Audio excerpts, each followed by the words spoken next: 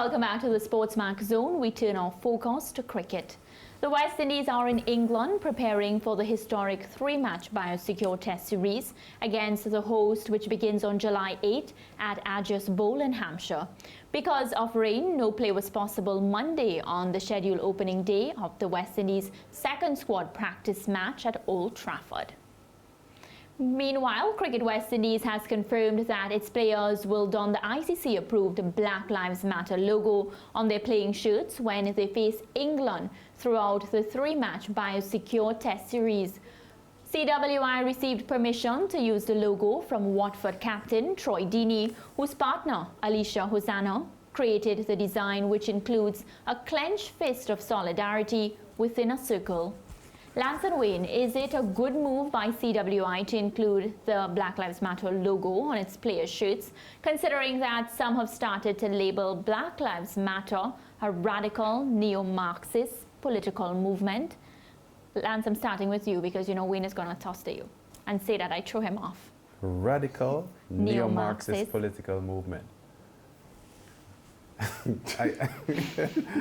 I've not heard. Certainly, the other side of the coin is a far more overwhelming narrative for me than you know the people who are against it, and I see a clear indication coming from Cricket West Indies and the West Indies team that they feel they have to be a part of this movement, and the West Indies cricket team, based on its history, would never want to go into a series like this and not be a part of this Black Lives Matter movement. So it was expected for me, and I embrace it.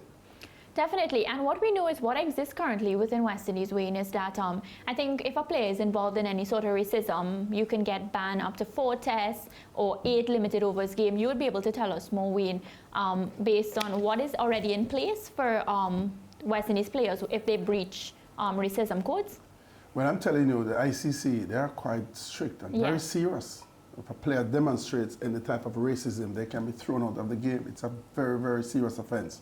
And no players. I mean, I used to ask Brian Lara about that when he used to have all those fights with the Australians in particular. And I asked him that question. And he has always said they try to be so careful.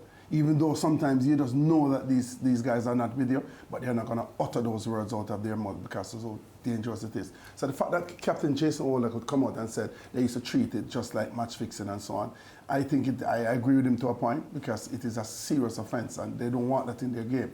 And therefore, if the players are going to get away with it, and of course it's going to transcend into the stands, and you know, supporters and spectators are going to get involved in that. So this is a very serious thing that should never be introduced, that should never be allowed to happen in the sport. So the fact that Jason Ola came out and supported that or suggested that, I think that was wonderful. It's a bad thing. And players don't want to be labeled as racist either.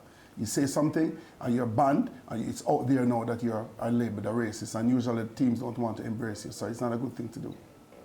We continue with our preview of West Indies' three-match tour of England. In our build-up to series, our correspondent David Brooke chatted with ex-West Indies batting coach Toby Radford. Radford says West Indies' bowling attack is strong enough to knock over England's top order, and he predicts the series will go to the best of 3. Forecast for the series, oh my gosh. Do you know what? I think it could be something very similar to last time. I hope it's got that excitement.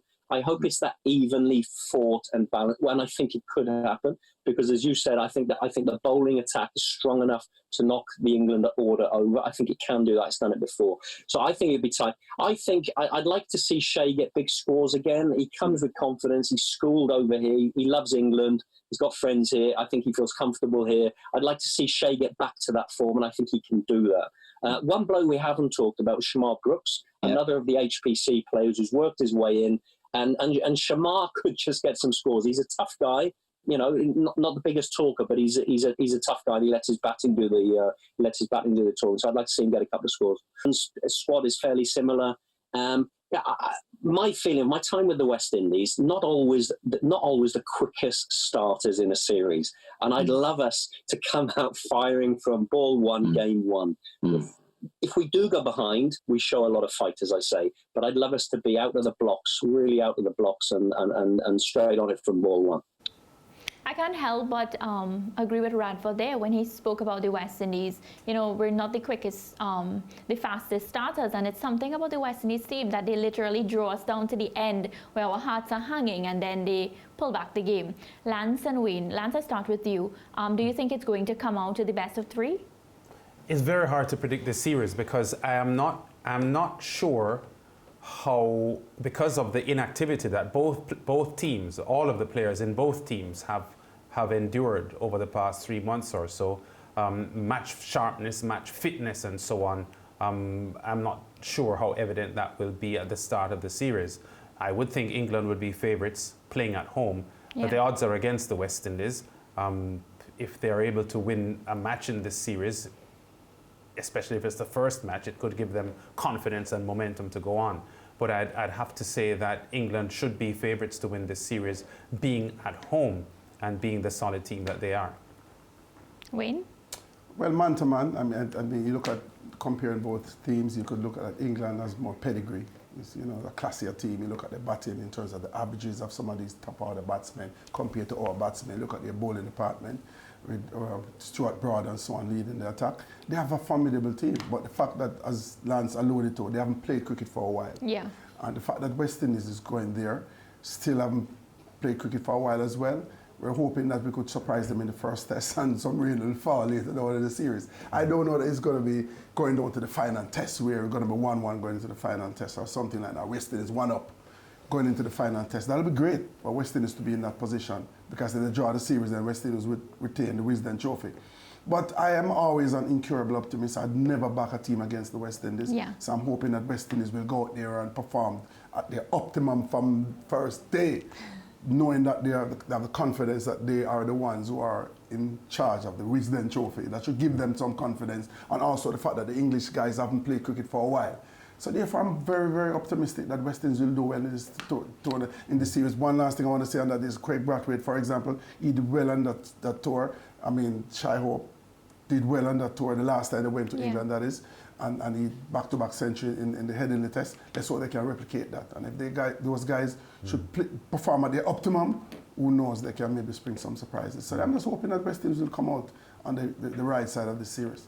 And Wayne, I can't help but agree with you in the fact that yes, you know, they will do well. You spoke about Craig in the last time they played, and you spoke about Shai Hope. Alzarri, though, I read an interview that he did, and in 2017 when Alzarri played England, he actually bowled 22 overs and he got no wickets. And a lot of people are saying, you know, Alzarri will be the weakest link in the bowlers, and Alzarri is saying to them, no. I'll be an underdog. I will be the person that you won't see coming, and I don't want to be recognized as the weakest link in the team. And I think it's this mindset of this group. We saw how they performed in the practice matches. I think all these different things. We saw a lot of positives coming out of the practice matches. This mindset and the willpower to win the Wisden Trophy again. I think this is what will help the West Indies bring home that trophy. I was interested to hear Toby Radford, the former batting coach for the West Indies, talk about Shamar Brooks. You know, Waver Hines had started out as one of the presenters on the SportsMax Zone when we started back in 2011, and he constantly spoke about West Indies batsmen learning on the job because of the structure of the domestic game in the Caribbean. Unlike many of the other territories, India, Australia and England and so on, a lot of the players who, when they entered international cricket, they would have already had that kind of background to prepare them for international cricket, whereas West Indies batsmen tended to be learning on the job when they got into the position. I think Shamar Brooks is a case in point here. Remember, he was a West Indies under-19 captain more than 10 years ago. He's 31 years old now and a new international player, but he's fighting hard and trying to learn on the job. And so far, he's doing a reasonably good job. And Toby Radford seems to have a lot of confidence in Shamar Brooks and what he may be able to offer in this series at 31 years old. Now, the West Indies have won only 2 tests against England, in England, since the start of this century, one of which came at Headingley, Leeds on the last tour. 2 heroes of that Headingley Test, Shai Hope and Craig Brathwaite, have since struggled to replicate that form with a bat. Radford believes Hope's lack of form is down to difficulty coping with a short ball, while Brathwaite's is because of poor footwork. And I think it's interesting. You take Shai first. I mean, Shai since that period, it was straight after that tour where he'd had that success, we went to New Zealand, and it was a really tough tour. It was a tough tour for Shea, but it was a tough tour for everyone on that side. It's a hard place to go. A lot of teams struggle when they go to New Zealand. But it was interesting that the way they bowled at Shea. They'd clearly looked at the footage from the England series and where Shea had scored these wonderful runs in England. And they went very much back of a length, very aggressive, and they went sort of chest height, head height. And for me, that's the area I think that was then potentially going to be, I've got to work on this area. Sides aren't going to bowl for me to hit these lovely clips and cover drives and punches. They're going to go much more aggressive. And I've no doubt England, they will have looked at that, and that's where they probably will look to come at Shea, I think. Don't give him this beautiful front foot stuff, pin him on the back foot. Now, his white ball game at the same time, where you haven't got many bouncers and you haven't got four slips in a gully, he's really taken off. And, batting at the top of the order in white ball cricket, I think he's been as successful as anyone in the world in the last couple of years. So his white ball's gone up and his red ball's gone a little bit down. But I think we're going to go that way. Craig, on the other hand, I think Craig, look, for me, and I've spent a lot of time with Craig, Craig is at his best when he's positive with his foot movement and he gets his weight back into the ball and he doesn't go flirting. With Craig, sometimes, if he's a little bit hesitant, his feet don't move and he looks to adjust with his hands. And that's when he sort of flirts outside off stump and he nicks behind to the keeper or to the slips. If he's not doing that, if he's positive with his foot movement, I'm confident we've seen before he bat 5 or 6 hours and can really be the glue for the West Indies innings. Toby Radford there, he would have been part of the coaching staff in the Test series win for the West Indies over England in the Caribbean last year, not a part of this setup at the moment, Wayne, but has a good handle on the West Indies batsmen, doesn't he? Yes, I mean, he's a very knowledgeable guy. I've had a lot of discussions with him in the past. Very animated type of guy, very motivated. I just want to say one thing though. We've been talking so much about white ball cricket and Shai Hope has been doing so well in white ball. He hasn't been doing well in the red ball. You check the stats. We haven't been playing a lot of test matches. I remember some years ago when Marlon Samuels did so well in England.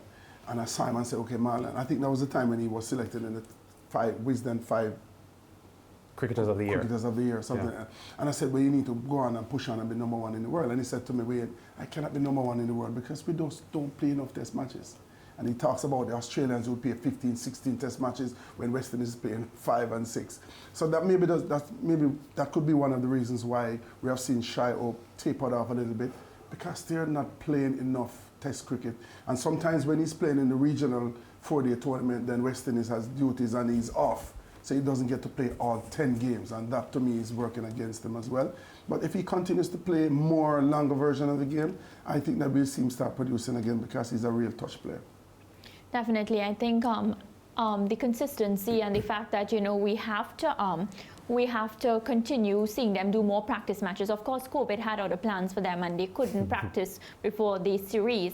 But I think with time, if this young group, I keep stressing that because I don't know why. I feel like this is probably the group that will bring back West Indies cricket to what we know before, especially because of their mindset.